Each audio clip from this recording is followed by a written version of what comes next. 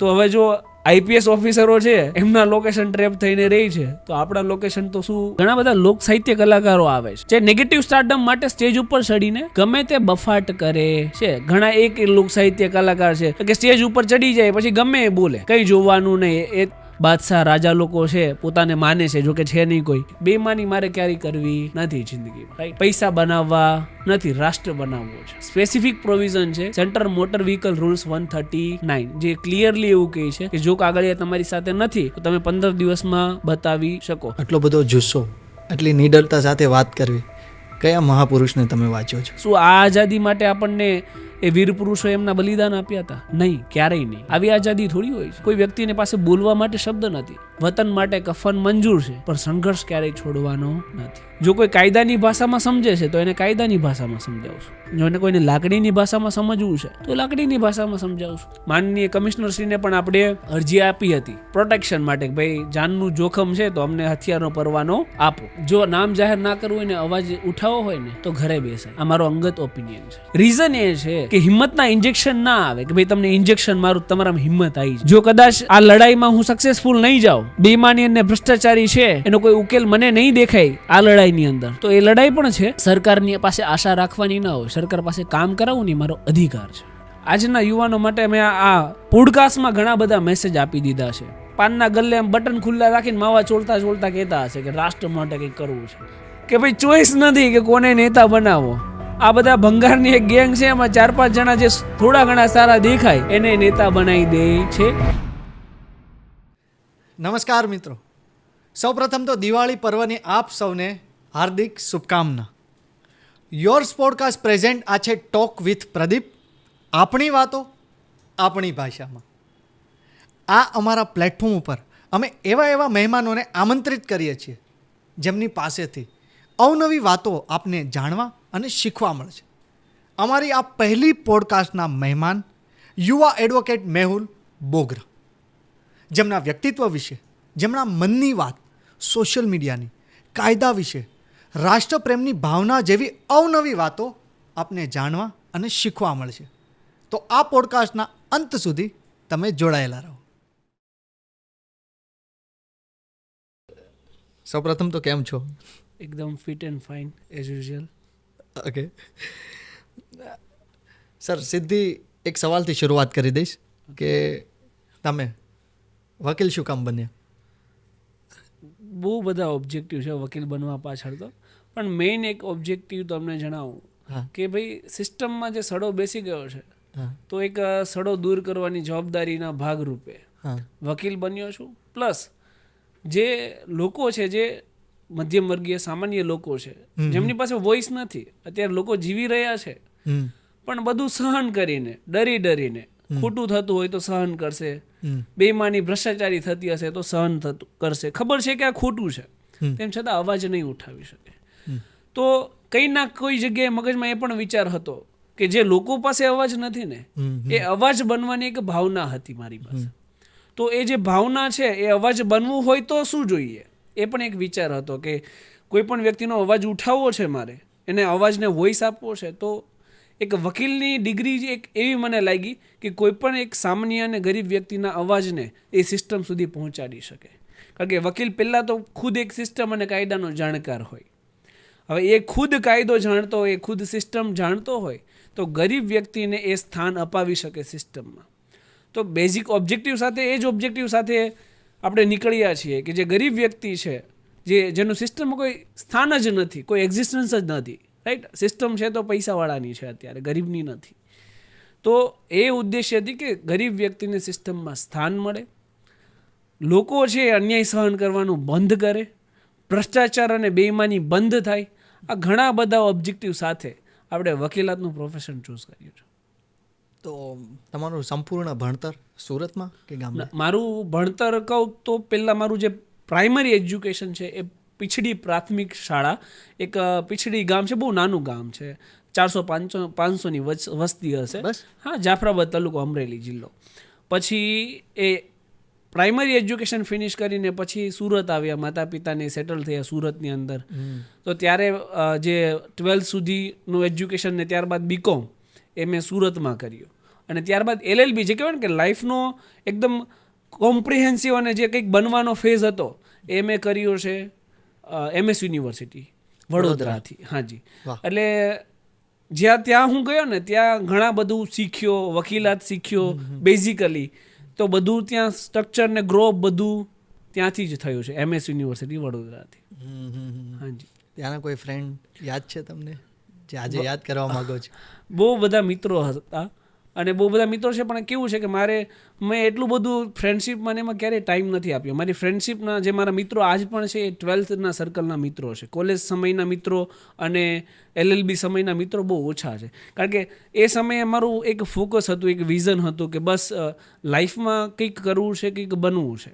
એ વિઝનથી નીકળી પડ્યા હતા. તો કહેવાય ને કે સવારની વહેલી શરૂઆત થાય ત્યારથી લઈને રાત્રે સૂવાનું મળે ત્યાં સુધી બસ વકીલાત અને વકીલાત. એ સિવાય મારું કોઈ બીજી જગ્યાએ સ્થાન હતું જ નહીં અને મારું માઇન્ડ ત્યાં હતું નહીં. જ્યારે હું વડોદરા હતો, જે અમારો એકદમ કહેવાય સ્ટ્રગલિંગ ટાઈમ કહેવાય, તો એ ટાઈમ પર મિત્રો મારા બહુ ઓછા બન્યા છે.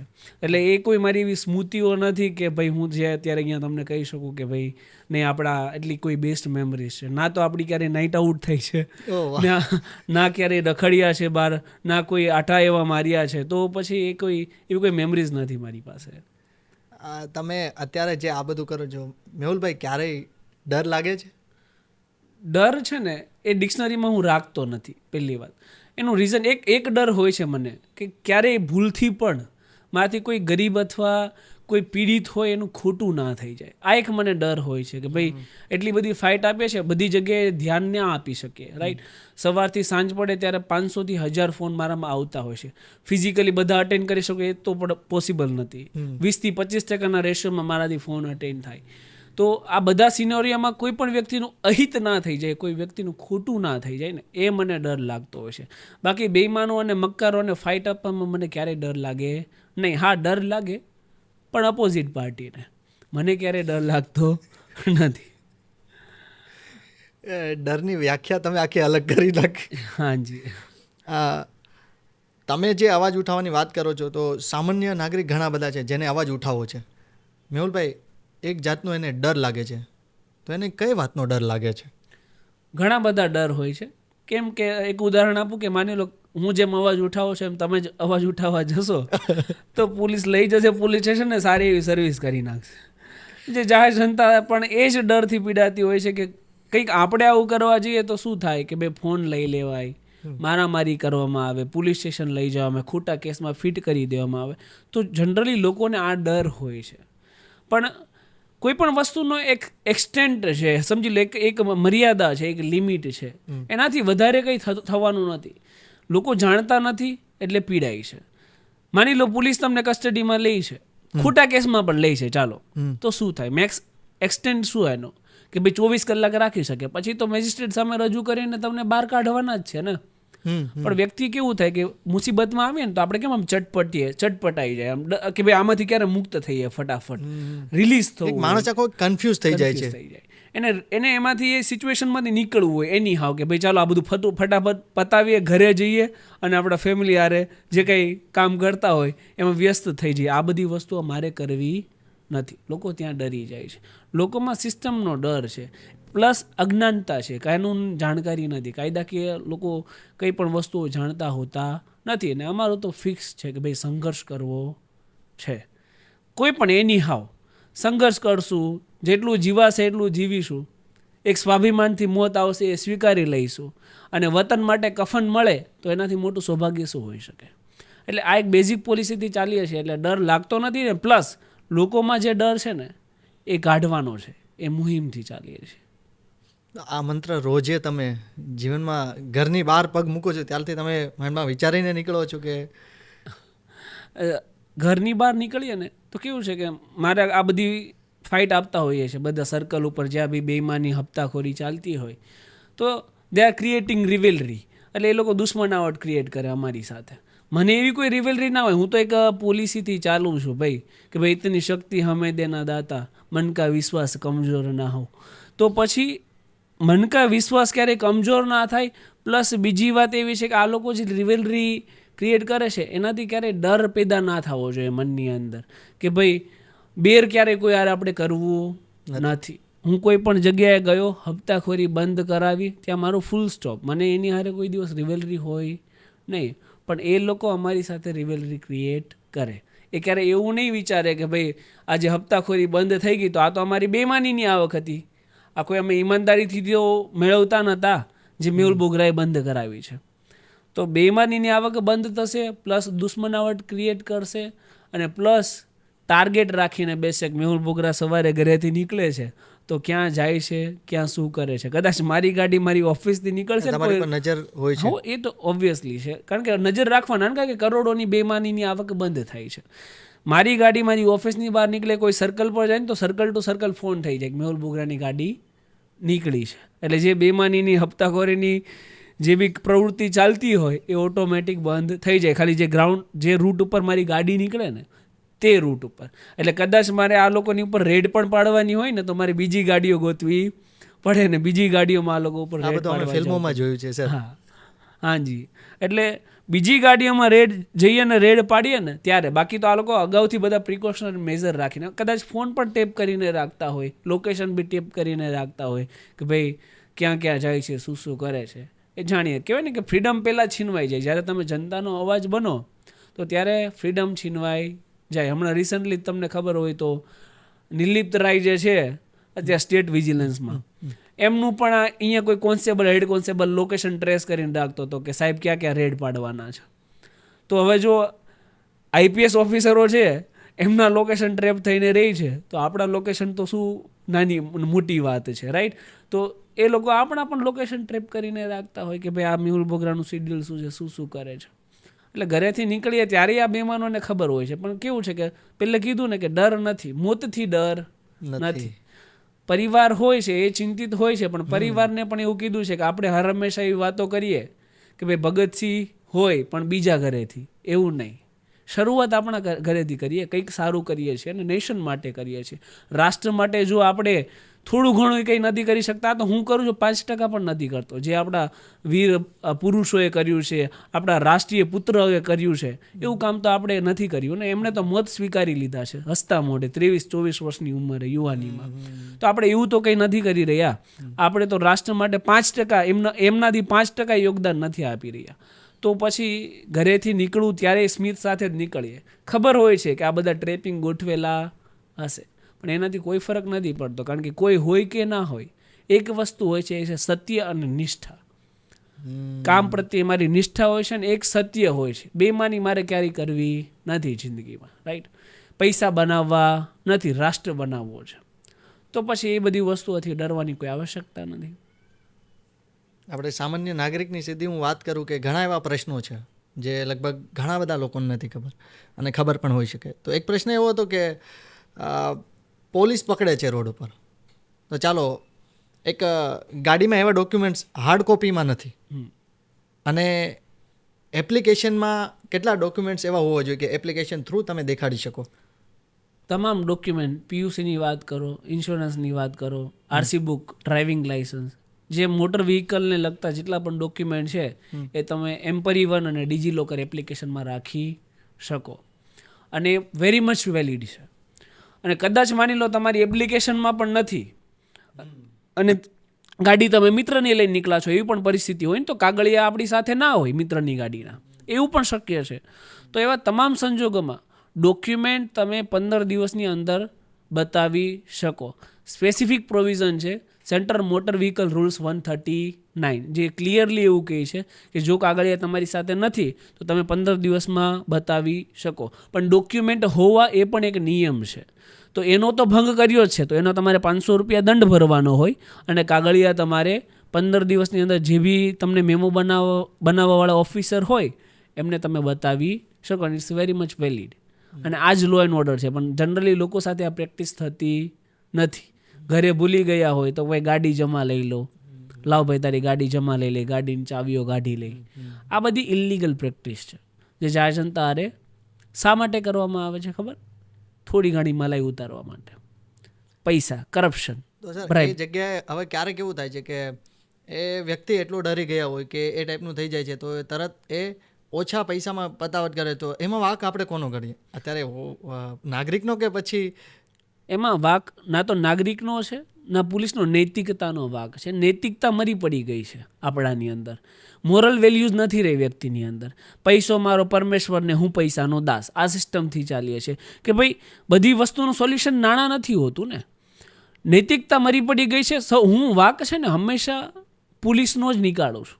જ્યારે કરપ્શન લેવામાં આવે એનું મુખ્ય કારણ શું છે ખબર? સામેવાળો વ્યક્તિ કોણ છે કોને ખબર છે? ચલો તમને જે સ્ટેટસ ઉપર બેસાડ્યા છે, જો હું વકીલ છું ને તો એ વકીલ તરીકે નૈતિકતાથી મારું પ્રોફેશન અદા કરવું ને એ મારી પહેલી ડ્યુટી છે. જો હું પોલીસમાં છું, મેં યુનિફોર્મ પહેર્યું છે ને તો યુનિફોર્મનું ગૌરવ જાળવવું ને એ મારી પહેલી ડ્યુટી છે. કદાચ કોઈ 200 આપે ને તો કરપ્શન આપવું ને એ પણ ક્રાઇમ છે, તો પકડીને બેસાડી દો એને. 4 વાર પોલીસ સ્ટેશનમાં પેપરમાં છપાશે કે જે કોઈ વ્યક્તિ ભ્રષ્ટાચાર આપવા ગયો ને પોલીસે પકડીને એને બેસાડી દો, એક વ્યક્તિ 200 રૂપિયા આપતો બંધ થઈ જશે, હરેક વ્યક્તિ. તો આ ઉદાહરણ કોણ બેસાડશે? કારણ કે લેવાવાળા છે એટલે આપવાવાળા છે, રાઈટ છે. કારણ કે વાત જ એ રીતની કહેવામાં ભાઈ 3000 રૂપિયાનો દંડ થાય છે, લાવ 500 જવા દે, રાઈટ. તો વ્યક્તિ શું છે ત્યાં લલચાવવાનો જ છે ઓબ્વિયસલી. ભાઈ 3000ની મને ખોટ થાય છે, આ 2500 બચશે, બરાબર, તો નેશનનું જે થવું હોય એ થાય, આપણે અહીંથી દઈ અને નીકળો. અને આ બધું તો છોડી દો ને, એક પોલિસી એક સિસ્ટમમાં આવી જોઈએ ને કે ભાઈ ચાલો ઇન્સ્યોરન્સનો ફાઇન 2000 રૂપિયા છે 2 વ્હીલરનો. કોઈ વ્યક્તિ ઇન્સ્યોરન્સ વગર પકડાય છે, 1000 રૂપિયાનો ઇન્સ્યોરન્સ બને, 1000 રૂપિયા ફાઇન લો, 1000 રૂપિયા ઇન્સ્યોરન્સ કરીને આપી દો. વાર્તા જ પૂરી ને. ઇન ફ્યુચર એ વાહન ગમે ત્યારે ઇન્સ્યોરન્સ વગર પકડાશે અથવા ઇન્સ્યોરન્સ ગાડી રોકવામાં આવશે તો એની પાસે ઇન્સ્યોરન્સ તો હોવાનું જ છે. એક પૂર્ણ વિરામ આવી ગયું 1 વર્ષ પૂરતું. ભવિષ્યમાં પાછો ઇન્સ્યોરન્સ વગર દેખાય, પાછો ઇન્સ્યોરન્સ કરીને આપી દો. સોલ્યુશન છે, પણ અડોપ્ટ કોને કરવું છે? લોકોને માત્ર ને માત્ર કલેક્શનમાં ઇન્ટરેસ્ટ છે. ખાલી વાતો છે કે સરકારને કે પોલીસને એ દંડની રકમમાં રસ નથી, લોકોની સલામતીમાં રસ છે. જો સલામતીમાં જ રસ હોય તો આ વસ્તુ થવી જોઈએ ને. હેલ્મેટ વગર પકડાય છે, હેલ્મેટ પકડાય તો 500 રૂપિયાનું શું મોટી વાત છે? પીયુસી વગર પકડાય છે તો 100 રૂપિયાની પીયુસી નીકળે, આપી દો પીયુસી. તો બંને દંડ પણ લો અને સોલ્યુશન પણ આપી દો. આ તો પૈસા લઈ જવા દો, પૈસા લઈ જવા દો, સોલ્યુશન તો નહીં જ. પરમનન્ટ સોલ્યુશન ક્યારે કોઈએ વિચાર્યું છે? નથી વિચારવામાં આવતું. કેમ? કારણ કે પરમનન્ટ સોલ્યુશન નીકળી જશે તો મલાઈ અને પૈસા આવવાનું બંધ થઈ જાય ને. પૈસાથી સિસ્ટમ ચાલે છે, એટલે તો નેશનને એટલી મોટી નુકસાની છે. આ તમે નૈતિકતાની વાત કરો, એ તમે કીધેલું છે અને એની સામે તમને શું ફીડબેક મળ્યું?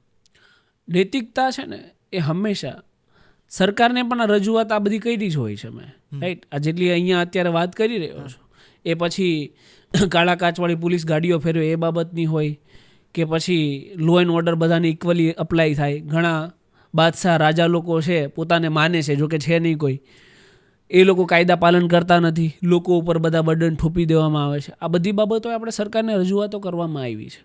પણ કેવું છે કે નૈતિકતા અને મોરલ અપ સાઈડથી ઉપરથી હોય ને તો નીચે આવે, કૂવામાં હોય તો અવેડામાં આવે, આપણી કહેવત છે ને ગુજરાતીની. તો ઉપર જો સિસ્ટમ જ નૈતિકતાથી કામ કરશે, મોરલ વેલ્યુઝથી કામ કરે તો ડાઉન લોકોમાં ધીમે ધીમે આવશે. આપણે જ અત્યારે વાત કરી, તમે મને કીધું કે લોકો આપે છે 200-500. માની લો તમે જ અહીંયા ક્રાઇમ કરો છો, મોટર વી ક્રાઇમ તો છોડો, નાનો મોટો પેટી ઓફેન્સ કરો છો, ભાઈ સિગ્નલ તોડ્યું આ તે, નો પાર્કિંગમાં ગાડી મૂકી, તમે બીજા દેશમાં, રાજ્ય છોડો, દેશમાં જતા રહો, યુકે જતા રહો, USA જતા રહો, દુબઈ જતા રહો, તમે કાયદાનું પાલન કરશો? ત્યાં કરવું પડશે. કેમ? વ્યક્તિ તો તમે એના જ છો, અહીંયા નથી કરતા, ત્યાં કેમ કરો છો? મુંબઈ મેટ્રો સિટીમાં જઈએ તોય આપણે તોય કરીએ કરવા મળીએ તો છીએ. અહીંયા નથી થતું, ત્યાં થાય છે. રીઝન શું છે? રીઝન માત્ર એ જ છે, એક જ છે કે સિસ્ટમ ત્યાં તમને કાયદાનું પાલન કરાવડાવશે. જો પાલન નહીં કરો ને તો સિસ્ટમ તમારો 1 મહિનાનો પગાર ઉપાડી લેશે. તમારા પાસે ચોઈસ નથી, ઓપ્શન નથી. તમારે પૈસા કાયદેસર દંડ ભરવાનો થશે તમને ડર અંદર બેસે. આપણે ગુજરાતીની કહેવત છે ને, સૂટી વાગે સમસમ વિદ્યા આવે રમઝમ. તો અહીંયા સૂટી આપવાવાળા લોકો છે ને એ જ બેઈમાન છે, એટલે કંઈ થતું નથી. આટલો બધો જુસ્સો, આટલી નિડરતા સાથે વાત કરવી, કયા મહાપુરુષને તમે વાંચ્યો છો? મહાપુરુષો તો આપણા ગુજરાતની આ જે ધરતી છે ને અને ભારતની જે ધરતી છે ને એમાં એટલા બધા વીર પુરુષો છે કે આંખ બંધ કરીને યાદ કરીએ ને તો નિડરતા ઓટોમેટિક આવે. પછી એ ભગતસિંહને યાદ કરો, રાજગુરુ સુખદેવને યાદ કરો, સરદાર પટેલને યાદ કરો, મોતીલાલ નહેરુને યાદ કરો, લાલા લજપત રાયને યાદ કરો.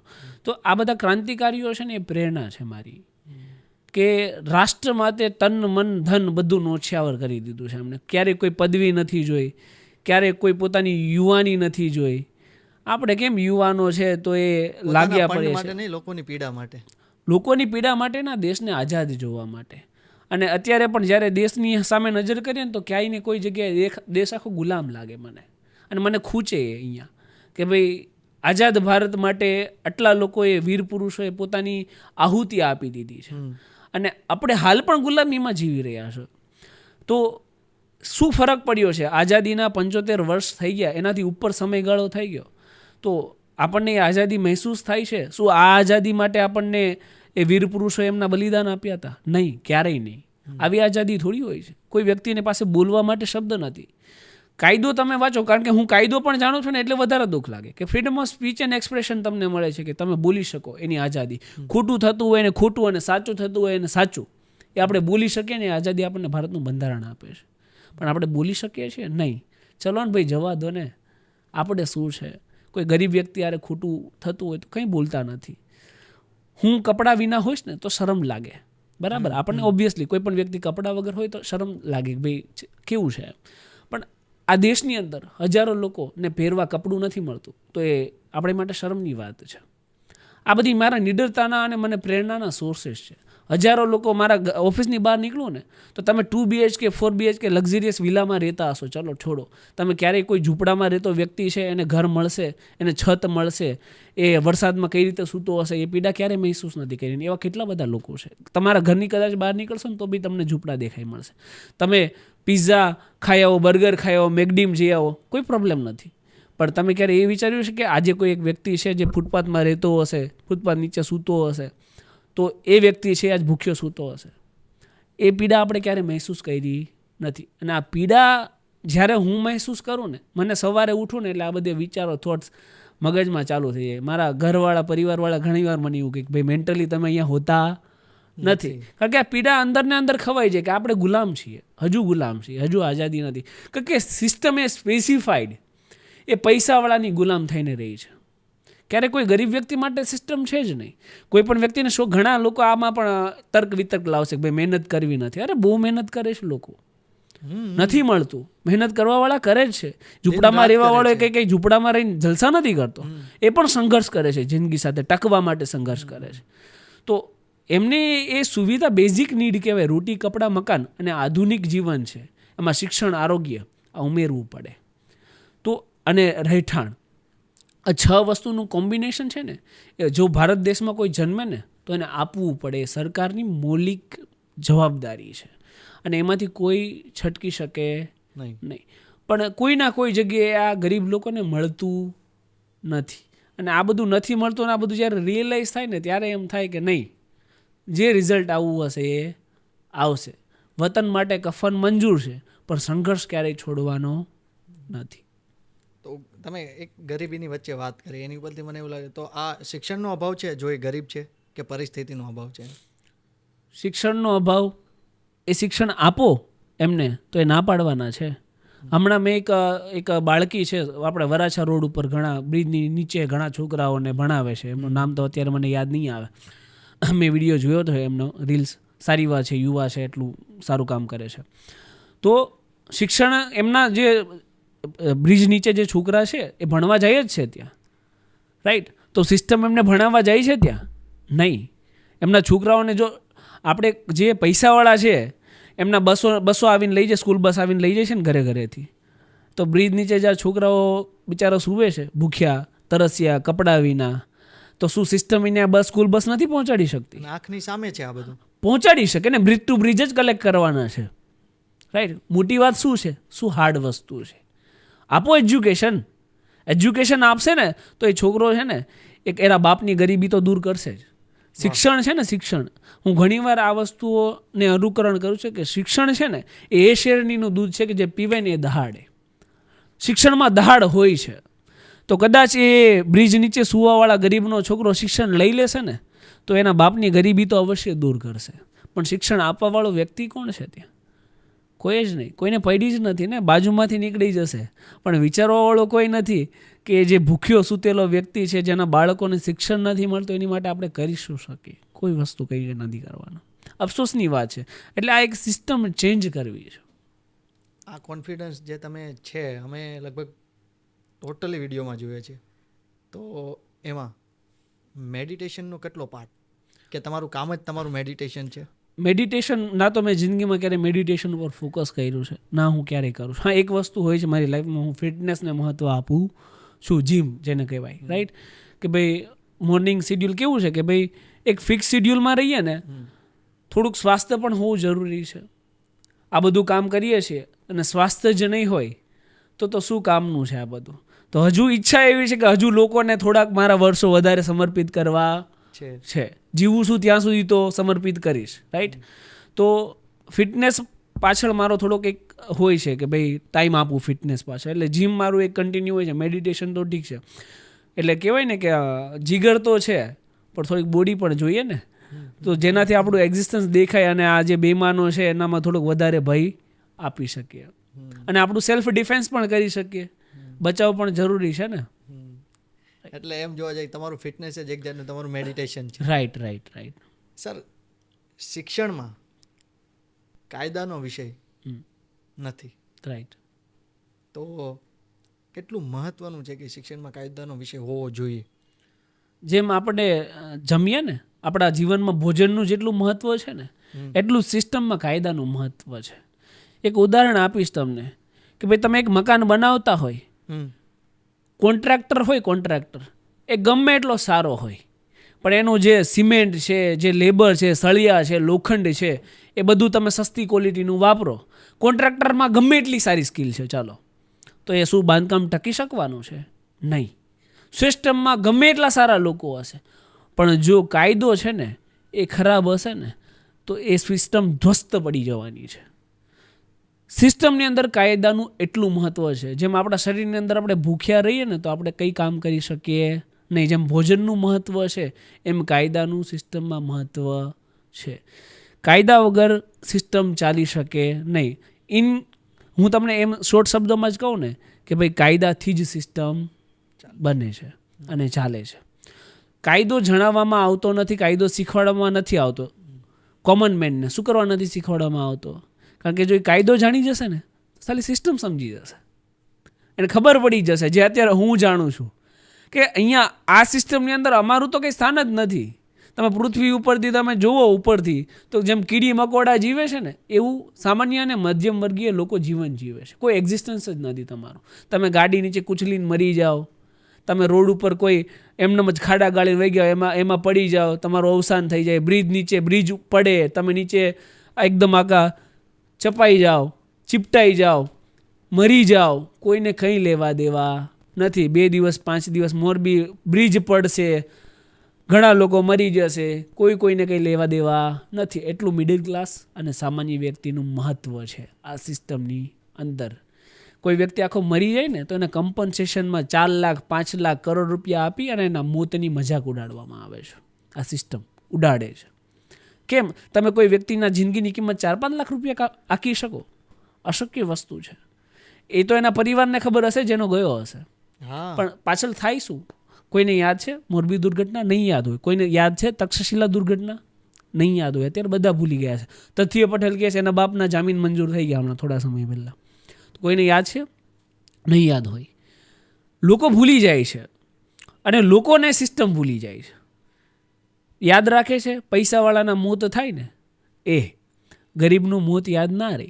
અને એજ્યુકેશન એટલે જ મહત્વનું છે. એજ્યુકેશનમાં કાયદો એટલે જ મહત્વનું છે કે ભાઈ 8મા ધોરણથી બેઝિક લેવલથી જ કાયદાનો એક સબ્જેક્ટ, કારણ કે 1 થી 7માં તો કાયદો સમજી ના શકે એટલી એની બુદ્ધિ ના હોય, રાઈટ?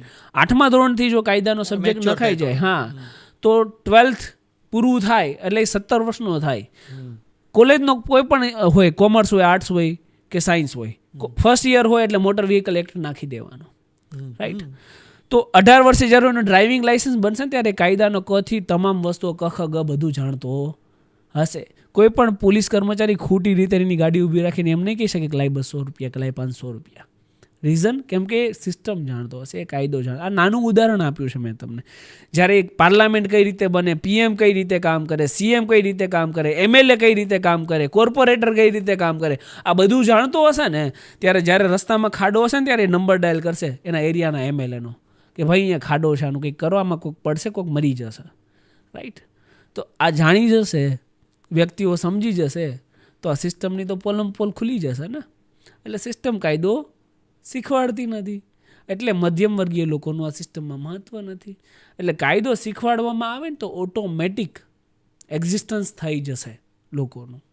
શિક્ષણમાં કાયદાનો વિષય નથી એટલે આ હું બંધ ચોપડાની વાત છે. આ જાણી જોઈને નથી રાખવામાં આવ્યો, બંધ ચોપડામાં જ બધું ભીનું સંકેલી લેવામાં આવ્યું છે. સમજાણું કે નહીં? જાણી જોઈને રાખવામાં આવતો નથી. તમે વાત કરી કે તમે કાયદો જાણ્યો અને કાયદો તમને ખ્યાલ છે અને પછી તમે એક અવાજ ઉઠાવ્યો, તો આવી રીતના અવાજ તમે ઉઠાવો છો તો એની ઉપર હુમલા થાય છે. આજ સુધીમાં કેટલા હુમલા થયા?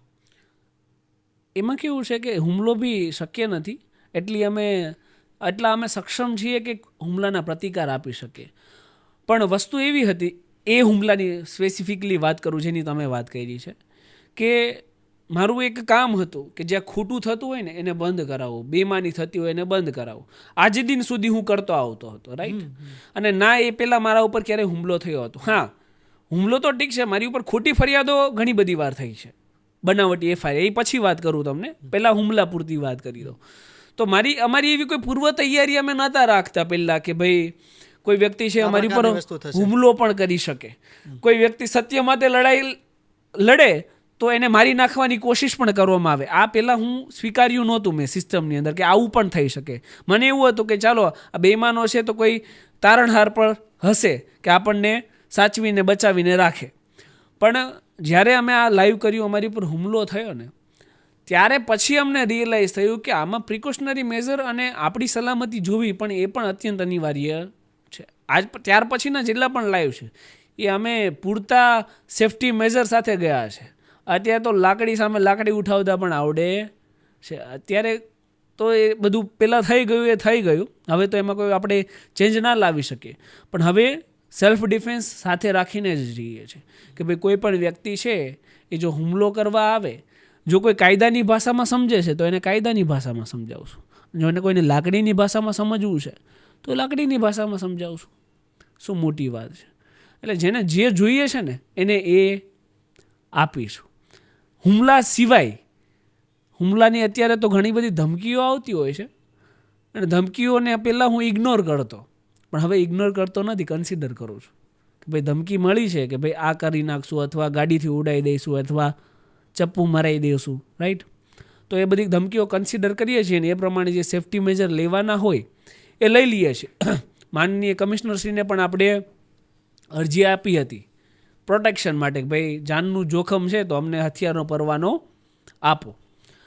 તો એમનું કહેવું એવું છે કે મેં ઇન્ટરવ્યૂમાં બરાબર જવાબ આપ્યા નહીં. અરે ભાઈ, હથિયારની પરવાનગી તો મેં મારી સલામતી માટે આપી છે, તો મારા સવાલ જવાબથી તમને શું પ્રશ્ન તકલીફ હોઈ શકે? તમારે તો એ જોવાનું હોય ને કે મારી જાનને જોખમ છે કે નહીં. એટલે તમે એ જ વિચારી શકો કે આ સિસ્ટમમાં સામાન્ય વ્યક્તિને કેટલું મહત્ત્વ આપવામાં આવે, એ જ જોઈ શકો કે ભાઈ આખી દુનિયા જાણે છે કે મેહુલ બોગરાની જાનને જોખમ હોય છે, હુમલો પણ થઈ ગયો છે, આખી દુનિયા જાણે છે. પણ કમિશનરશ્રીનો જવાબ એવો છે કે જવાબ બરાબર નથી આપ્યા, એટલા માટે હથિયારનો પરવાનો રિજેક્ટ કરીએ છીએ. એટલે તમારે મારા જવાબ થોડા સાંભળવાના છે, મારી જાનને જોખમ છે કે નહીં એ જોવાનું છે, એટલા માટે તમે ત્યાં બેઠા છો. એટલે સિસ્ટમ મજાક કરે છે, સમજાણું કે નહીં? કે ભાઈ હથિયારનો પરવાનો, અને મારે કોઈ હથિયારની જરૂર નથી, પણ મારે બસ ખાલી જાણવું હતું કે વકીલ છે, એક સામાજિક લોકોનો અવાજ છે, સામાજિક ક્રાંતિકારી વ્યક્તિ છે, એવા લોકોને જો સિસ્ટમ આ રીતે હેરાન કરતી હોય તો નોર્મલ વ્યક્તિનું તો શું એક્ઝિસ્ટન્સ છે આ સિસ્ટમની અંદર. પ્લસ જ્યારે ખબર આપણને કંઈ ના હોય, કોઈ વ્યક્તિનું કામ કરવા ગયા હોય તો ખોટી અને ફેબ્રિકેટેડ એફઆઈઆરો થઈ જાય આપણી સામે.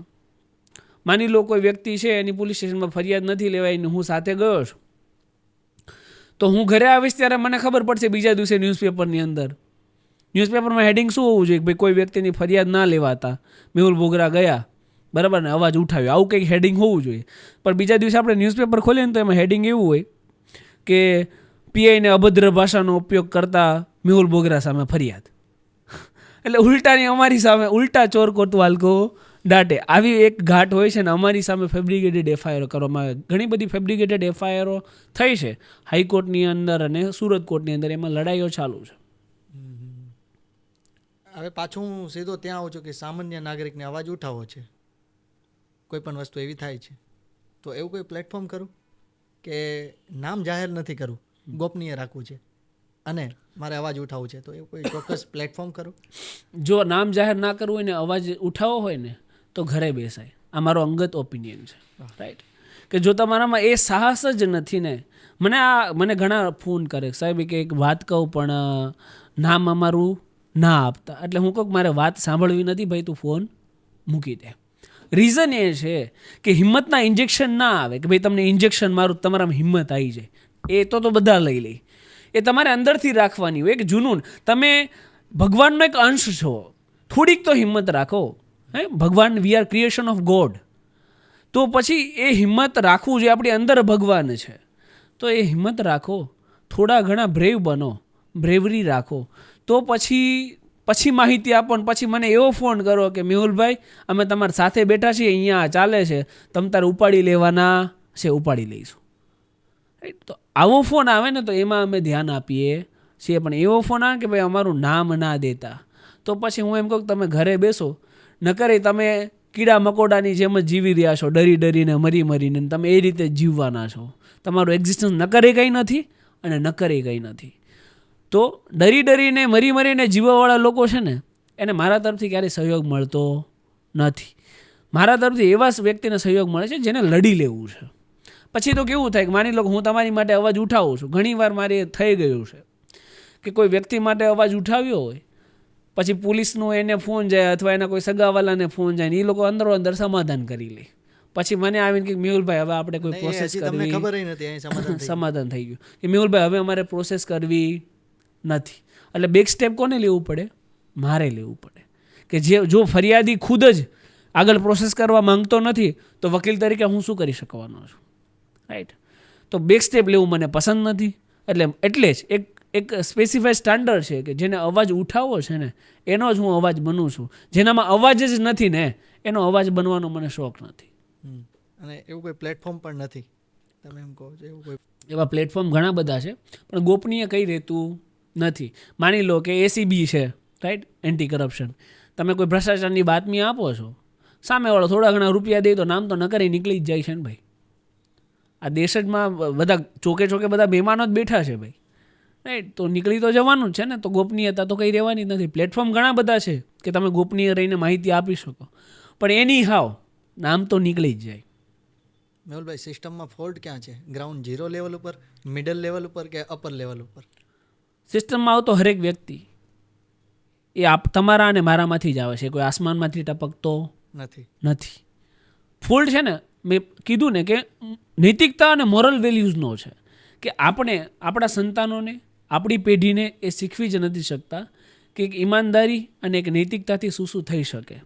માની લો કે કોઈ વ્યક્તિ અત્યારે યુપીએસસી જીપીએસસીનો તૈયારી કરતો હશે તો એનામાં એમ જ હશે ભાવના કે મારે દેશ માટે કંઈક કરવું છે, મારે રાષ્ટ્ર માટે કંઈક કરવું છે. અને પછી જે યુનિફોર્મ પહેરશે, પહેલેથી એવું નહીં હોય કે ભાઈ યુનિફોર્મ પહેરીને પૈસા છાપી લેવા છે. આવી ભાવના ક્યારેય કોઈ રાખતો જ નથી.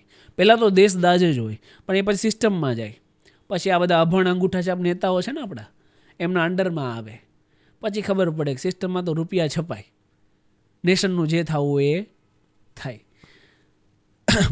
સામાન્ય વ્યક્તિ તમારી અને મારી પાસે એક જ તાકાત છે, નૈતિકતા અને મોરલ રાખી અને વોટ આપી શકે. રાઈટ? તમે સિસ્ટમમાં જ્યારે એવા લોકોને નાખશો ને કે જે સિસ્ટમને ચેન્જ કરી શકે, ત્યારે કંઈક ચેન્જ આવશે. અત્યારે તમે જુઓ, અત્યારે રાજકારણની તમને વાત કરું તો રાજકારણ કેવું છે? ગુજરાતના જનતા પાસે, ગુજરાતની જનતાની જ વાત કરું છું કે ગુજરાતની જનતા પાસે રાજકારણનો અત્યારે કેવો ઓપ્શન છે ખબર? કે ભાઈ માની લો કે મારામાં કોઈ ક્વોલિટી નથી પણ મારે હીરો બનવું છે, ના તો મારી હાઇટ છે, ના મારો દેખાવ છે, ના એવી કોઈ એક્ટિંગની સ્કિલ છે, પણ મારે હીરો બનવું છે. ડિરેક્ટર છે, ઇન્ટરવ્યૂ લે છે, 100 જણા મારાથી ભંગાર દેખાતા હોય ને એવા 100 જણા અગાઉથી ઇન્ટરવ્યૂમાં બુક કરીને રાખ્યા છે. એ લોકો જશે, ઇન્ટરવ્યૂ આપશે ને છેલ્લે હું જઈશ. ઓલા ડિરેક્ટર પાસે ચોઈસ નથી કે ભાઈ કોને હીરો બનાવો. સેમ ગુજરાતની જનતા પાસે એવું છે કે ભાઈ ચોઈસ નથી કે કોને નેતા બનાવો. આ બધા ભંગારની એક ગેંગ છે, એમાં 4-5 જણા જે થોડા ઘણા સારા દેખાય એને નેતા બનાવી દે છે પાર્ટીના બેઝ ઉપર. પ્લસ શું છે કે માની લો કે આ ફિલ્મ લાઇનમાં પ્રોડ્યુસર જે છે પિક્ચરના છે ને એના કરમ સારા છે, એમ સિમિલરલી અહીંયા જે મેઇન પ્રોડ્યુસર સેન્ટ્રલ લેવલે બેઠા છે ને એના કરમ ગુજરાતમાં સારા છે. એટલે આ બધા જીતીને બેસે છે. 10થી 15 લોકોને છોડીને એક પણ એવા વ્યક્તિ નથી કે જે પોતાના દમ ઉપર જીતી શકે, રાઈટ. અને લોકો જીતાડે છે કે કીધું ને મેં, પ્રોડ્યુસરના કરમ સારા છે એટલે અહીંયા જીતી જાય છે, એટલે અહીંયા આ લોકો જીતી જાય છે. તો લોકોને પાર્ટી બેઝ જે વોટિંગ છે ને એમાંથી બહાર આવવું પડે. વ્યક્તિ વિશેષ વોટિંગ થવું જોઈએ કે ભાઈ મારા વિસ્તારમાં મારા કામ કરવાવાળો કયો વ્યક્તિ ઊભો છે જેને હું વોટ નાખું, અને એ વ્યક્તિને હું વોટ નાખીને પછી તકલીફ લોકોનું મનોબળ ક્યાં ભાંગે છે ખબર? એ કદાચ સાહસ કરીને કોઈને વોટ આપીને જીતાડે ને તો સાલા પક્ષ પલટો કરી લઈ, બીજી પાર્ટીમાં જતા રહી, રાઈટ. તો તકલીફો ત્યાં પડે છે. વ્યક્તિ કોને ભરોસો કરે, કોના ઉપર વિશ્વાસ કરે. એટલે નૈતિકતા અને મોરલની એક એવી લહેર જોઈએ, અને લહેર વિના બધું નકામું છે. લહેર આવશે તો ચેન્જ આવશે. અને કેવું કે જેટલા મૂળિયા, જેટલા અંદર ડીપ વધારે હોય ને તો એને ખોદીને બહાર કાઢતા એટલો સમય લાગે. ભ્રષ્ટાચારી, બેઈમાની એટલી જળ મૂળમાં સમાઈ ગઈ છે ને કે એને ખોદીને બહાર કાઢતા સમય લાગશે, પણ અંત તો છે જ. આરંભ છે તો અંત છે. એટલે આનો વિનાશ તો છે પણ સમય લાગશે. મેહુલ બોગરાને ભવિષ્યમાં કોઈ રાજકીય ક્ષેત્રે જો આવવાનું થયું તો કોઈ સ્પેસિફિક ખરું? મેં અત્યારે જ એવું કીધું ને, આ તો તમે વાત જ એ કરી દીધી કે ભાઈ મેં પહેલો શબ્દ એ વાપર્યો કે પાર્ટી પોલિટિક્સ હોવી જ ના જોઈએ. વ્યક્તિ વિશેષ પોલિટિક્સ હોવી જોઈએ કે ભાઈ નામ ઉપર વોટ પડવા જોઈએ, નહીં કે કોઈ એક ચિહ્ન ઉપર. તમારું એવું ખરું કે હું મારી આખી એ ટાઈપની સિસ્ટમ ઊભી કરીશ કે એ ટાઈપનું હું કરીશ? હા, શક્ય છે ને. અશક્ય તો આ દુનિયામાં કંઈ જ નથી. જો કદાચ આ લડાઈમાં હું સક્સેસફુલ નહીં જાઉં, બેઈમાની અને ભ્રષ્ટાચારી છે એનો કોઈ ઉકેલ મને નહીં દેખાય આ લડાઈની અંદર, તો એ લડાઈ પણ છે, રાઈટ. લડવા માટે, સંઘર્ષ કરવા માટે તો બેઠા જ છીએ ને, એ તો કરીશું જ. અને આરંભનો અંત કરીને તો રહીશું જ. તો એ બી શક્યતા છે જ, રાઈટ. એમાં કોઈ શંકાને સ્થાન નથી, એ પણ શક્ય છે. એક નિડરતાના લીધે આ બધું છે. અંદર જે બેઠો છે એની પર વિશ્વાસ કરી લો એકવાર. ભાઈ, સોશિયલ મીડિયા દ્વારા લગભગ મેં જાણ્યું કે ઘણા બધા લોકો સુધી તમારો અવાજ પહોંચ્યો છે, રાઈટ. તો પહેલો એવો ક્યારે વિચાર હતો કે હા હવે હું સોશિયલ મીડિયાના મારફતે હું લોકો સુધી પહોંચીશ? પહેલો કોઈ વિડીયો, પહેલો કોઈ કેસ? મારો ફર્સ્ટ વિડીયો સીમાડા નાકા પોઈન્ટનો હતો, જેમાં એક FOPનો જવાન છે ને, એ ગેરકાયદેસર રીતે એની કોઈ સત્તા, FOP એટલે ફ્રેન્ડ ઓફ પોલીસ, એની કોઈ સત્તા નથી હોતી કે વાહન ચાલકોને રોકે, મેમો ફાડે, પૈસા ઉઘરાવે. તો એ મેં જોયું અને પછી મને જાણકારી હતી કે રાત્રે શું કરે આ લોકો, વાહનો અટકાવે, પછી પૈસા લે અને રાત્રે ભાગ બટાઈ કરે બધા ભેગા મળીને, રાઈટ.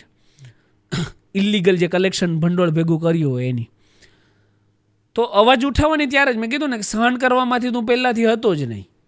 એટલે ત્યારે મારો પહેલો વિડીયોની આ એક્સપિરિયન્સ વાત કરું છું કે ભાઈ પહેલો વિડીયો કર્યો, અવાજ ઉઠાવ્યો, અને અવાજ ઉઠાવ્યો ને એમાં હું સક્સેસફુલ રહ્યો.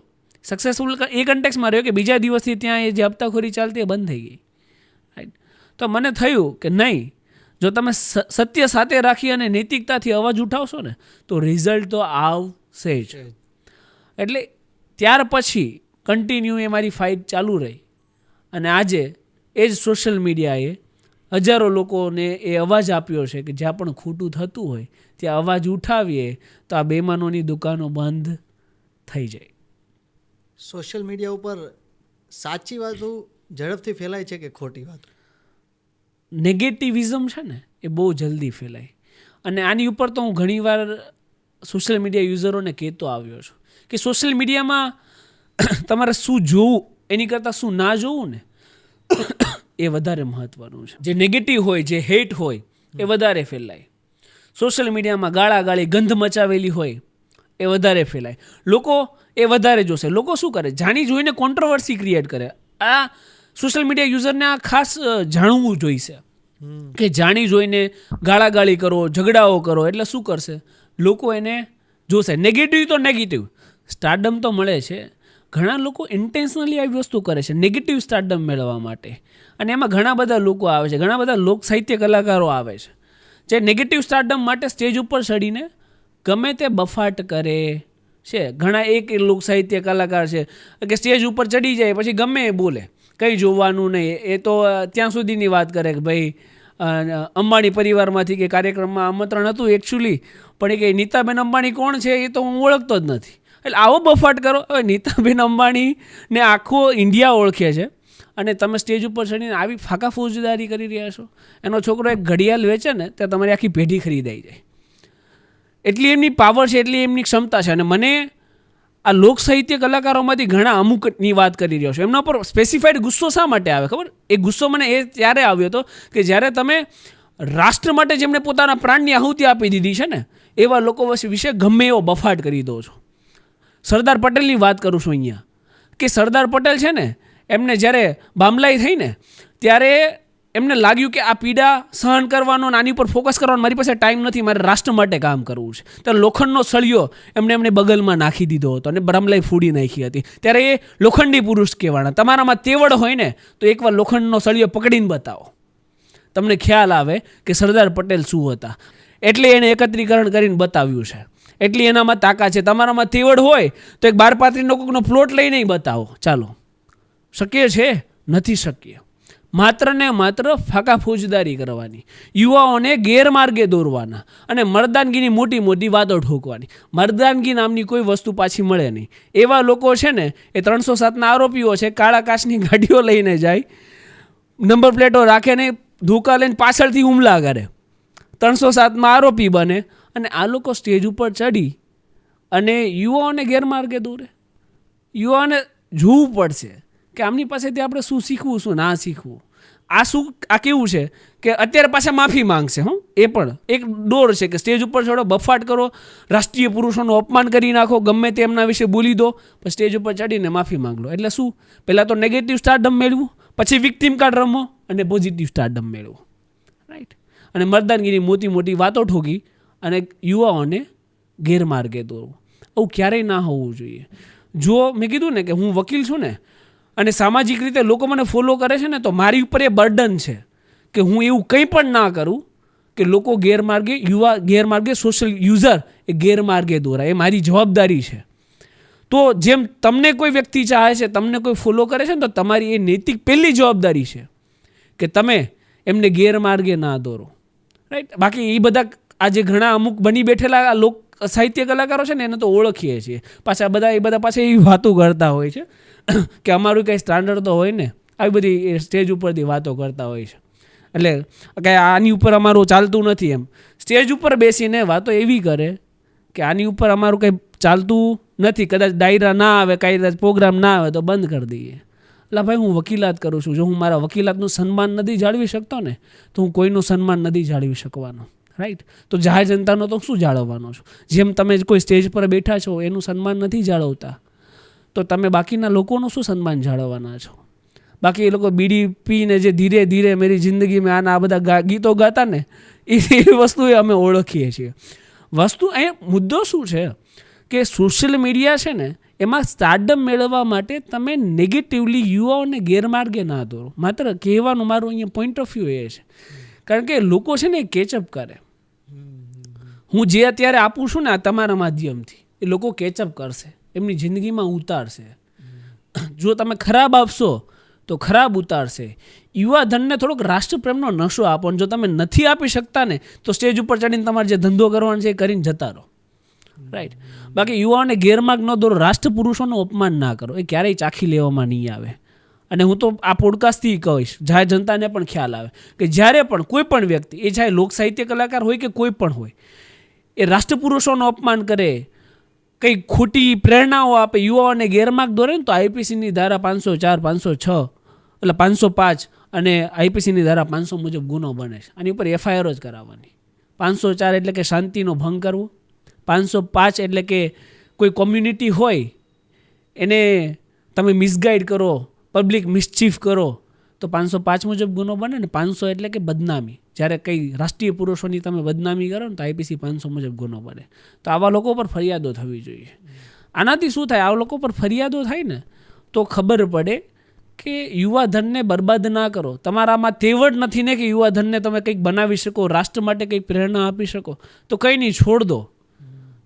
બાકી એમને બરબાદ કરવાનો તમારો કોઈ અધિકાર નથી. તમે કલમ અને કાયદાની વાત કરી તો કેટલા એવા કાયદા છે જે ના જ હોવા જોઈએ? નહીં, કાયદાઓ હરેક મહત્ત્વના છે, રાઈટ. કાયદાઓ હરેક વાંચવા જરૂરી છે. બેઝિકલી જે કાયદાઓ ખાસ વાંચવા જોઈએ એમાં છે CRPC, criminal procedure code, IPC, Indian penal code. CRPC એટલે કે કાયદો વ્યવસ્થા કઈ રીતે ચાલે, કોડ કઈ રીતે. હા, CRPC ક્રિમિનલ પ્રોસિડ્યુર કોડ એટલે કે કાયદો કઈ રીતે ચાલે, સિસ્ટમ કઈ રીતે ચાલે, કોર્ટ કઈ રીતે ચાલે, પોલીસને કઈ રીતે ઇન્વેસ્ટિગેશન કરવાનું હોય, આ બધું CRPCમાં સમજાવવામાં આવે.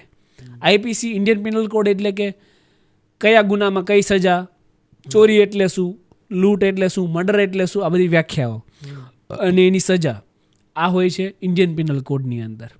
ઇન્ડિયન એવિડન્સ એક્ટ એટલે કે કયા પુરાવાનું કેટલું મહત્વ છે. પોલીસ સ્ટેશન સામે સ્ટેટમેન્ટ આપો તો એનું કેટલું મહત્વ, જજ સામે સ્ટેટમેન્ટ આપો તો એનું કેટલું મહત્વ, કયું કાગળિયું વેલિડ કહેવાય, કયો ઇલેક્ટ્રોનિક એવિડન્સ વેલિડ કહેવાય, ના કહેવાય, એ ઇન્ડિયન એવિડન્સ એક્ટ. પછી આવે મહત્વનો કાયદો ગુજરાત પોલીસ એક્ટ, કે પોલીસની રચના કઈ રીતે થાય, પોલીસને ઇન્વેસ્ટિગેશન કઈ રીતે કરવાનું હોય, કયા પોલીસ કર્મચારીને કેટલો પાવર મળે, કયા પોલીસ કર્મચારીની શું ડ્યુટી છે, પોલીસ શિસ્ત ભંગ કરે તો શું પગલાં લેવાય, એ ગુજરાત પોલીસ એક્ટની અંદર આવે. અને આપણા રૂટીન લાઈફમાં જે કામમાં આવે એ છે મોટર વ્હીકલ એક્ટ. સવારે ગાડી લઈને તો નીકળીએ જ છીએ એટલે એ કાયદો ચાલુ થઈ જાય. તો આ જે 5 કાયદાઓ છે, CRPC, IPC, evidence act, motor vehicle act ને ગુજરાત પોલીસ એક્ટ, આ 5 કાયદાઓ છે, અનિવાર્ય છે અને હરેક વ્યક્તિએ જાણવા જોઈએ. અને આ વ્યક્તિ જો આ 5 કાયદા જાણી જાય ને, કોઈ પણ વ્યક્તિ, તો એને ખુદના કેસ લડવા માટે વકીલની જરૂર પડે નહીં. ખુદ એક વકીલ બની શકે ને સિસ્ટમ સામે અવાજ ઉઠાઈ શકે. મેહુલ બોગરા બનવું કે એટલું બધું હાર્ડ એન્ડ ફાસ્ટ નથી, બરાબર? કારણ કે કાયદાઓ તમે 5 વાંચશો ને હિંમત ઓટોમેટિક આવી જશે. કારણ કે તમે જાણો છો કે આની પછી શું.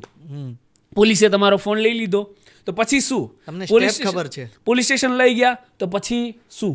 ભલે તમે કોર્ટમાં નથી ગયા, લીગલ પ્રોસિડિંગ નથી જાણતા, પણ એટલીસ્ટ લીગલ પ્રોસેસ કઈ રીતે ચાલે એ તો તમે જાણો છો, કાયદો જાણો છો. એટલે આ કાયદાઓ બેઝિક કાયદાઓ છે અને હરેક વ્યક્તિએ જાણવા જોઈએ. મેહુલભાઈ, આપણે પ્રશાસન પાસે આપણે વાત કરી કે ઘણી બધી ફરજ નિભાવવાની આપણે અપેક્ષા રાખતા હોઈએ છીએ, કેટલી ફરજ નિભાવે તો સારું. પણ એક આપણે સામાન્ય નાગરિક હોય, ઘણી બધી ફરજો નથી નિભાવતા એવું હોય છે. ઘણી બધી આપણે ચૂકી જઈએ છીએ ફરજો. જો જેમ ફંડામેન્ટલ રાઇટ છે આપણા બંધારણીય અધિકારો, એમ ફંડામેન્ટલ ડ્યુટીઝ પણ છે, આપણી ફરજો પણ છે આ રાષ્ટ્ર માટે, જે આપણે ક્યારેય અદા કરતા નથી. ડ્યુટીની વાત છોડ, આપણને હકો પણ ખબર હશે નહીં. હું ફંડામેન્ટલ રાઇટ કદાચ ઓડિયન્સમાંથી જેટલા લોકો હમણાં તમારા દર્શકો જોશે એમાંથી 90% લોકોને ફંડામેન્ટલ રાઇટ ખબર હશે નહીં. હું ગેરંટી સાથે કહું છું. તો રાઇટ ઉપર ફોકસ નથી કર્યું તો ડ્યુટી ઉપર શું ફોકસ કરવાના છે? કે ભારતમાં જન્મ્યા છીએ તો આપણી પણ એક નૈતિક જવાબદારી છે કે કાયદાઓનું પાલન કરીએ, રાષ્ટ્ર નિર્માણમાં કંઈક ફાળો આપીએ. પણ એ ડ્યુટી તરીકે આપણે ક્યારેય સ્વીકાર્યા નથી. તમે ભલે 365 દિવસ ના આપી શકો રાષ્ટ્રને, સ્વાભાવિક વાત છે. 7 દિવસ અઠવાડિયાના ના આપી શકો, પણ 7 દિવસમાંથી એક દિવસમાંથી 1 કલાક તો રાષ્ટ્ર માટે આપી શકીએ ને. એક દિવસમાં 1 કલાક, અને એક દિવસમાં હું કહું છું 7 દિવસમાં માત્ર 1 કલાક આપો તો પણ રાષ્ટ્ર ક્યાંનું ક્યાંય પહોંચી જશે. આપણે 1 કલાક પણ નથી આપી શકતા. એ આપણી ડ્યુટી સમજી જ નથી રાષ્ટ્રને. આપણે આપણી ડ્યુટીમાં માત્ર ને માત્ર મનીને સમજી છે. મની હે તો હની હે, આ કન્સેપ્ટથી આપણે ચાલીએ છીએ. નેશનનું કંઈ જોવાનું નથી. નેશનનું એક મગજમાં થોટ્સ હશે અને 7 દિવસમાં 1 કલાક રાષ્ટ્ર માટે આપશો ને, એ પછી એવું નથી કે તો કેમેરા લઈ લઈને બધે બાંધવા જતા રહો. નહીં, તમે RTI કરો તમારા ગામમાં. તમારા ગામના સરપંચ હોય ને એકને એકવાર RTI કરવાની કે ભાઈ અમારા ગામમાં કઈ કઈ સહાય એવી છે આ વર્ષ દરમિયાન, સહાયનો ક્યાં ક્યાં ઉપયોગ કર્યો છે અને શું શું અમારા ગામમાં પ્રગતિના કામ થયા છે, આ બધાના અમને વિગતવાર જવાબ આપો આ વર્ષ દરમિયાન. એવી એક RTI તમારા ગામની ગ્રામ પંચાયત હોય એમાં જમા કરાવી દો. હું તમને ગેરંટી સાથે કહું છું કે દિવાળીએ જ્યારે તમે ગામડે જશો ને તે જમવાનું સરપંચ એના ઘરે રાખશો. એટલી તાકાત છે. પણ વ્યક્તિઓને આ કરવું પડશે. લોકો રાષ્ટ્ર માટે કામ કરતા થશે ને એટલે ચેન્જ ઓટોમેટિક આવશે. અને એટલું તો એક સામાન્ય નાગરિકના હકમાં આવે છે, એટલું એને કરવું જોઈએ. રાઈટ. આ દેશ માટે જન્મ લીધો છે, રાઈટ. આ દેશ ઉપર આપણે રમીને મોટા થયા છે, તો આપણી કંઈક તો ડ્યુટી બને છે ને. જેમ આપણી માતા પિતા પ્રત્યે આપણી ડ્યુટી હોય છે, એમ આપણી રાષ્ટ્રની, આપણી જન્મભૂમિ ઉપર એ આપણી ડ્યુટી હોય ને. આપણે ગામડે જન્મ્યા હોય તો આપણું જે સૌરાષ્ટ્ર હોય ત્યાંય આપણી એક ડ્યુટી હોય છે. આપણે જ્યાં કામ કરતા હોય, આ દેશમાં રહીએ છીએ તો હાવ બર્ડન બનીને જ જીવવાનું, બોજ બનીને જ. તો આ દેશમાં છે જ 140 કરોડ ઓલરેડી. એટલું બધો તો બોજ આ ભારત દેશ ઝીલી જ રહ્યો છે ને. તો એમાંથી તમે તો થોડાક સોફ્ટ થાવ, થોડાક લાઇટ થાવ, રાષ્ટ્ર માટે કંઈક કામ આપો, કંઈક આહુતિ, કંઈક ફાળો આપો, તો લોકો કરશે તો ઓટોમેટિક રાષ્ટ્રહિતમાં બધા કામો થશે. આ સરકાર પાસે તમે શું અપેક્ષા રાખો છો? સરકાર પાસે મેં ક્યારેય અપેક્ષા રાખી નથી કે સરકાર આ કરી દે, સરકાર પેલું કરી દે. ના, ક્યારે હું રાખું છું. રાઈટ. સરકારની પાસે આશા રાખવાની ના હોય. સરકાર પાસે કામ કરાવવું ને મારો અધિકાર છે. રાઈટ. અને સરકારની ફરજ છે, જેને કહેવાય directive principal of state policy, કે શિક્ષણ આપવું, આરોગ્ય આપવું, રોડ રસ્તા આપવા, પાણી આપવું, આ સરકારની બેઝિક ફરજો છે અને એ મારો અધિકાર છે. આ ઘણીવાર આવું થઈ જાય. હું જ્યારે મંચ ઉપર જાઉં ને તો ક્યારેક ભેગા થઈ જાય ને, નેતા હોય અને એક સામાજિક કાર્યકર્તાઓ બધા ભેગા થઈ જાય, એટલે હું જનતાને જોઉં ને તો મને ગુસ્સો આવે સિરિયસલી, કે ભાઈ જે વ્યક્તિ વોટ માંગવા માટે આમ હાથ જોડીને તમારી આગળ આવ્યો હોય, એ વ્યક્તિ નેતા બની જાય ને પછી લોકો આમ હાથ જોડતા હોય. શું છે? એ તમારો જ સેવક છે, તમારે એમને હાથ થોડી જોડવાના છે. સાહેબ સાહેબ સાહેબ સાહેબ કરીને એમને એમનું લાલન પાલન કરતા હોય છે, પોષણ કરતા હોય છે, બધી ફેસિલિટી આપતા હોય છે. ના, તમારા જ તો સેવક છે, તમે જ તો મત આપ્યા છે, તમે જ તો એમને નેતા બનાવ્યા છે. મોટી શું વાત છે? અને કેવું હોય, ઘણીવાર મારે પણ એવું થાય, હું આ બધા વિડીયો બનાવું ને તો મને તો કોઈ ફોન કરે, એટલી હિંમત ના કરે કે મને ફોન કરીને કે ભાઈ મેહુલભાઈને કયો આમ કરે, અથવા આ વિડીયો ના ઉતારે કે આ તે. મારા પરિવારમાં વાયા મીડિયા નંબર ગોતીને મારા પરિવારમાં મારા કાકા દાદા કે પપ્પાને કોઈને ફોન કરે કે ભાઈ મેહુલભાઈને કહો ને આ વિડીયો ના બનાવે, અથવા આ વિડીયો ડિલીટ કરાવી દે, આ કે આ તે. બરાબર. આજ દિન સુધી ક્યારે મેહુલ બોગરાએ બનાવેલો વિડીયો ડિલીટ કર્યો નથી. બરાબર. એટલે પરિવારમાં ફોન કરે ને તો ઘણીવાર મારા પરિવારમાંથી લોકો એવું કહે કે ભાઈ આ નેતાનો ફોન આવ્યો હતો, આપણે એની હારે સારા સંબંધો રખાય, ક્યારેક આપણે કામ કરવા થાય. તો મારો જવાબ એ જ હોય છે કે મારે કામ કરવા માટે સારા સંબંધની જરૂર નથી. એમની પાસે કામ કરાવવું ને એ મારો અધિકાર છે, અને એના માટે જ એમને નેતા બનાવવામાં આવ્યા હોય છે. ખાલી રીબીનો કાપવાનું ઉદ્ઘાટન કરવા નહીં. આ એક કન્સેપ્ટ બની ગયો છે કે નેતા એટલે શું, સવારમાં ઉઠીને રીબીનું કાપવા નીકળી જવાનું. આ નેતાનું કામ જ નથી. મને તો સાલું એ નથી સમજાતું કે આ નેતાઓને આટલો સમય કેમ મળી જાય છે. રાઈટ. એમના ઉપર તો આખા રાજ્યની જવાબદારીઓ છે, તો ઉદ્ઘાટન કરવાનો સમય ક્યાંથી મળી જાય છે? મને ઉદ્ઘાટનના જે કાર્ડ આવે ને, મને પણ ઉદ્ઘાટનના જે કાર્ડ આવે ને, હું ક્યારેય ઉદ્ઘાટનમાં પરિવાર સિવાય, પરિવારનું હોય કારણ કે ત્યાં પારિવારિક મૂલ્યો છે, એ સિવાય હું કોઈ ઉદ્ઘાટનમાં જતો નથી. કાર્ડમાં નામ લખી નાખે, જે કરવું એ આવીને ઇન્વિટેશન આપી જાય, અલગ વાત છે. સન્માન આપ્યું, માન આપીએ છીએ, પણ હું ઉદ્ઘાટનમાં ક્યારેય જતો નથી, કારણ કે મારું કામ જ નથી. એમાં હું સમય આપીશ ને એની કરતાં રાષ્ટ્ર નિર્માણ માટે 2 કલાક આપી દઈશ ને મને પોસાશે. એ કામ મારું નથી, ઉદ્ઘાટન કાપવાનું ને રીબીનું કાપવાનું. આ નેતાઓને ક્યાંથી ટાઈમ મળી જાય છે? કમાભાઈ થોડા છીએ આપણે, ઉદ્ઘાટન કરવા લઈ જાય કમાભાઈને. આપણે દિવ્યાંગ છે બિચારા, વાંધો નહીં, એમને થોડા ઘણા પૈસા મળે એ કરે, પણ આપણે તો રાજ્યની જવાબદારી લઈને બેઠા છે. આપણું કામ સવારમાં ઉઠીને એવું જોઈએ કે રાજ્ય માટે મારે શું નવું કરવું છે, લોકો માટે મારે શું નવું કરવું છે. અહીંયા આ સુવિધા નથી તો મારી જવાબદારી છે કે હું એ સુવિધા અપાવું. આવા નેતાઓ હોવા જોઈએ, પણ નેતાઓને રીબીનો કાપવામાંથી ટાઈમ મળતો નથી. એટલે ટૂંકમાં જો તમારો પ્રશ્ન એ હતો, મારું જરાક બોલવાનું વધી જાય, તમારો મુખ્ય પ્રશ્ન એ હતો કે રાજકારણ પાસેથી તમે અપેક્ષા શું રાખો છો? હું અપેક્ષા નથી રાખતો, કારણ કે મારો હક છે કે હું એમની પાસે કામ કરાવું. મારે જ્યારે જરૂર હોય ને ત્યારે મારી રજૂઆત હોય ને કામ કરાવવાનું હોય. કામ ના કરે તો પછી જે કંઈ એક્શન લેવાતી હોય એ અમે લઈએ. બાકી મારો જે હક છે એમાં અપેક્ષા ના રાખવાની હોય. એ તો હક છે ને મને મળવું જ જોઈએ એની હાવ. જીવનનો ધ્યેય એક શું? જીવનનો ધ્યેય એ છે હું એક પંક્તિથી તમને કહીશ કે હું જીવું છું તો આ ભારત માતા માટે, હું મરીશ તો આ ભારત માતા માટે, અને કદાચ મર્યા પછી અમારા અર્થીઓને કોઈ કાને રાખશે ને તો એમાંથી એ જ અવાજ આવશે કે ભારત માતા કી જય, ભારત માતા કી જય, ભારત માતા કી જય. એટલે જીવનનો મુખ્ય ઉદ્દેશ્ય એ છે કે જ્યાં સુધી પણ જીવવું, 5 વર્ષ, 10 વર્ષ, 50 વર્ષ, કારણ કે અનસર્ટેન છે, મને ખબર નથી કેટલું જીવ્યું છે, રાઈટ, અને કોઈને પણ ના ખબર હોય, તો જ્યાં સુધી પણ જીવું ને ત્યાં સુધી આ ભારત માતા માટે જીવીશ, રાષ્ટ્ર માટે કામ કરીશ. બહુ દૂરદર્શી નથી વિચાર્યું કે આમ કરી નાખીશ, તેમ કરી નાખીશ, નહીં, એ ફાકા ફૂજદારી કરતાં મને ફાવતી નથી. પણ જ્યાં સુધી જીવીશ ને ત્યાં સુધી રાષ્ટ્ર માટે કામ કરતો રહીશ, રાષ્ટ્ર નિર્માણ માટે કામ કરતો રહીશ.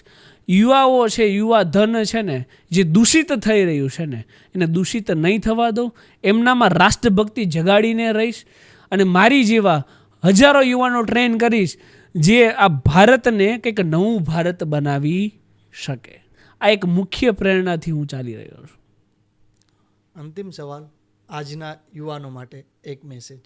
આજના યુવાનો માટે મેં આ પોડકાસ્ટમાં ઘણા બધા મેસેજ આપી દીધા છે, પણ હું ફરીવાર એમ છતાં મેસેજ આપીશ, જે મેં એક લાઈન અગાઉ કહી દીધી કે તમે 365 દિવસ ના આપતા પણ એક દિવસની 1 કલાક છે ને એ રાષ્ટ્રને ચોક્કસથી આપજો. કારણ કે નાણાં કમાઈ લઈશું, નારી આવી જશે, તમે નશામાં ઘણા બધા છે તો એ બંધ કરો, કારણ કે નશામાં કંઈ લેવાનું નથી, રાઈટ, પણ નેશન આ એકને ફોકસમાં રાખો, કેમ કે નેશનથી મોટું કંઈ છે જ નહીં. તમારી યુવાની જો રાષ્ટ્ર માટે કામ નથી આવતી તો યુવાની તમારી નકામી છે. તો શું કરી શકીએ રાષ્ટ્ર માટે, એટલીસ્ટ એ વિચાર રાખો આપણા મગજની અંદર, અને નિર્ભય બનો. આજનો યુવા બહુ ભયભીત છે, તમે જોશો ને ડરશે બહુ. પાછા પાનના ગલ્લે એમ બટન ખુલ્લા રાખીને માવા ચોળતા ચોળતા કહેતા હશે કે રાષ્ટ્ર માટે કંઈક કરવું છે. એટલે એમ ના રાષ્ટ્ર માટે કંઈ થાય, એના માટે અંદરથી એ હિંમત જોઈએ, અંદરથી એ મોટિવેશન જોઈએ કે રાષ્ટ્ર માટે કંઈક કરવું છે. પાછું ગલ્લા ઉપર માવો ચોળીને વાતો કરીને પાછા આપણે કરતા તો કંઈ નથી ને. તો એ વિચારોમાંથી બહાર આવવું પડશે, મુક્ત થવું પડે. મુક્ત મને વિચારવું પડે કે નૈતિક મૂલ્યો શું છે, જીવન માત્ર એના માટે થોડી છે. આમાં ઘણો આપણી પાસ્ટ જનરેશનનો પણ થોડીક પ્રોબ્લેમ છે કે આપણને બાપ દાદાઓ વખતથી જ એવું શીખવાડવામાં આવ્યું છે કે આપણે આપણું કરાય, બીજાનું જે થવું હોય એ થાય. પણ હું કહું છું કે તમે તમારું તો કરજો જ, પણ આસપાસમાં તમારા જે ગરીબ છે ને એનું પણ જોશો. તમે ગુચ્ચી અરમાનીનો શર્ટ પહેરો પણ જે કોઈ નિર્વસ્ત્ર દેખાય ને તો એના માટે મનમાં ક્યારેક દુઃખ પેદા કરજો કે નહીં, આના કપડાં માટે મારે કંઈક કરવું જોઈએ. તમે સારું ભોજન લઈ લેજો પણ ક્યારેક કોઈ ગરીબ દેખાય તો એના ભોજન માટે પણ વિચારી લેજો. તમે સારા એવા ઘરમાં રહેજો પણ કોઈ ઝૂંપડામાં રહેતો હોય એનું ક્યારેક વિચારી લેજો. આવી બધી ભાવનાઓથી યુવાઓ કામ કરશે ને તો આ ભારત છે ને એ મહાસત્તા તો હશે જ, સાથે સાથે એક ભારતની શકલ અને સુરત અલગ હશે.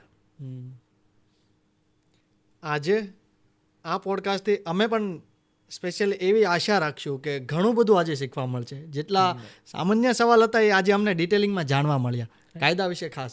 તો મેહુલભાઈ, તમે અમારા આ પ્લેટફોર્મ પર આવ્યા ને એ બદલ મારી ટીમ બદલ તમારો ખૂબ ખૂબ આભાર. ખૂબ ખૂબ આભાર. Thank you. ધન્યવાદ.